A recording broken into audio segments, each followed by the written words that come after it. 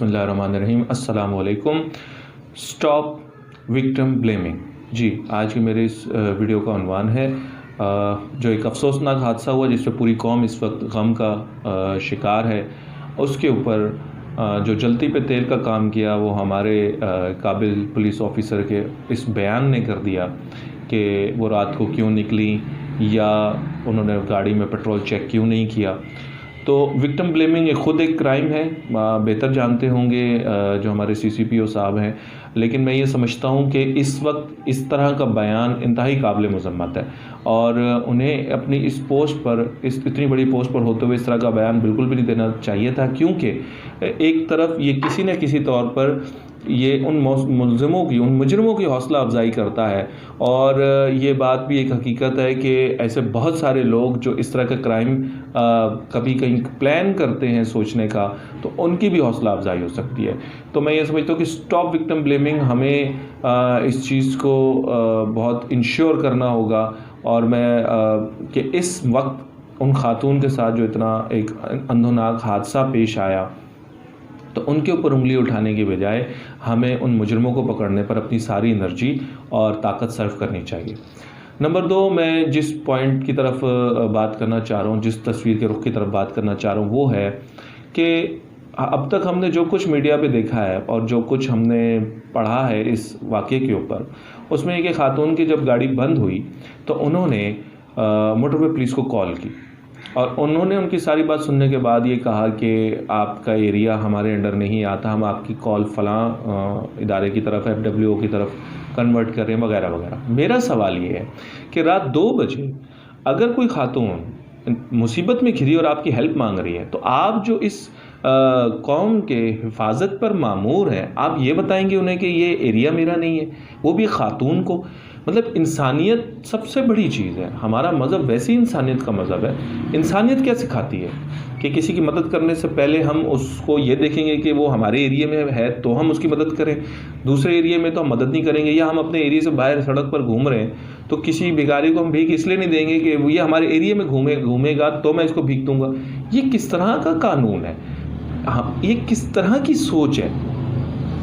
میری تمام اداروں سے یہ اپیل ہے اور چیف جسٹس صاحب سے یہ اپیل ہے کہ اس قانون میں تبدیلی لائیں کہ کم از کم اس طرح کے ایمرجنسی کے جو ایشوز ہیں، خاص طور پر خواتین کے ساتھ اگر اس طرح کا کوئی معاملہ پیش آتا تو کم از کم وہاں کھڑے ہو کہ کوئی یہ نہ کہے کہ یہ میرا ایریا ہے اور یہ میرا ایریا نہیں ہے. اس وقت ایٹ لیسٹ ان کی ہیلپ تو کی جائے. اگر اس وقت ان کی فون کال پر فوراً ہیلپ کی جاتی، موٹر وے پولیس وہاں پہنچ جاتی، ان کو ریسکیو کر لیتی، تو آج اتنا بڑا حادثہ پیش نہ آتا. اور افسوس کے ساتھ یہ کہنا پڑ رہا ہے کہ اس کے اوپر اور الٹی قسم کی بیان بازی کی جا رہی ہے اور چیزیں بتائی جا رہی ہیں ہمیں کہ رات کو اتنے بجے نکلو، اتنے بجے نہ نکلو، یہ کر لو وہ کر لو، خواتین اکیلے کیوں نکل گئیں. یہ انتہائی افسوسناک صورتحال ہے. نمبر 3 پوائنٹ جس کے اوپر میں بات کرنا چاہوں گا، ایک عجیب قسم کا مخمصہ جو ہے وہ تمام ہمارے لوگوں کے درمیان جو ہے وہ پیدا کیا جا رہا ہے، سمجھ سے باہر ہے. نمبر 1 بات یہ کہ جو FIR لانچ کی گئی ہے خاتون کے گھر والوں کی طرف سے، اس کے مطابق یہ 4 بجے کے قریب جب ان کے گھر والے پہنچے ہیں وہاں پر تو انہوں نے ریسکیو کیا ان خاتون کو اور پھر ہاسپٹل پہنچایا. جبکہ جو ڈولفن پولیس کے جو اہلکار ہیں ان کا جو ایک انٹرویو ٹی وی پہ دکھایا گیا، ان کے مطابق 2:55 کے قریب جب وہ وہاں پہنچے تو انہوں نے ان خاتون کو ریسکیو کیا اور ان کو ہاسپٹل پہنچایا. اب یہاں پر یہ بات ہے کہ یہ تضاد کیوں ہے؟ کون جھوٹ کہہ رہا ہے اور کون سچ کہہ رہا ہے؟ اور یہ کیا وجہ ہے کہ مطلب کس وجہ سے یہ بیان مطلب یہ جو بیان ہمارے سامنے آیا ہے، یہ بھی ایک سوچنے کی بات ہے اور یہ میں آپ لوگوں کے اوپر چھوڑتا ہوں کہ آپ لوگ سوچیں کہ یہ کیا چکر ہے.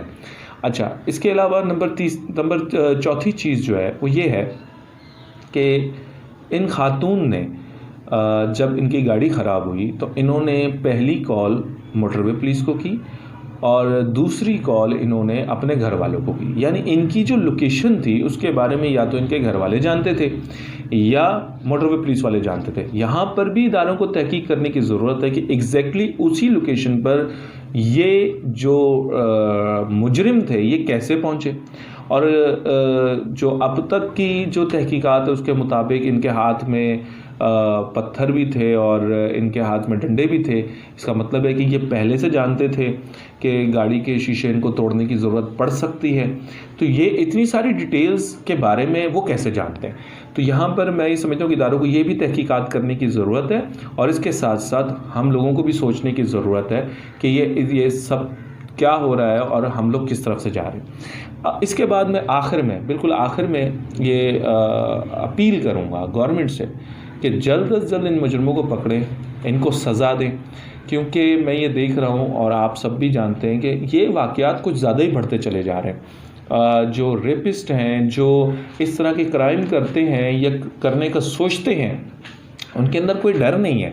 اور مسلسل، کیونکہ اس طرح کے جو کرائم ہوتے ہیں 90% اس طرح کے کرائم میں خواتین مقدمہ ہی نہیں کرتی. اس کی وجہ یہ ہے کہ وہ یہ سمجھتی ہیں کہ اس سے ان کی عزت بدنام ہوگی، ان کی عزت اچھلے گی، لہذا خاندان جو ہے وہ بھی پیچھے ہٹ جاتے ہیں. تو جو اس طرح کی کرائم کرنے والے ہیں ان کو اور حوصلہ ملتا ہے اور بڑھاوا ملتا ہے.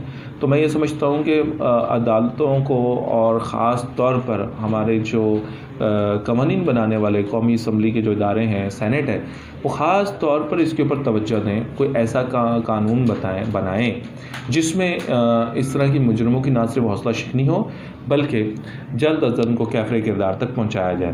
اور دوسری بات یہ ہے کہ میری اپیل ہے تمام لوگوں سے کہ اپنی خواتین کا خود حفاظت یقینی بنائیں، اور کسی بھی اس طرح کے واقعے سے بچنے کے لیے بہتر ہے کہ وہ جو حفاظتی تدابیر ہیں وہ خود اختیار کریں.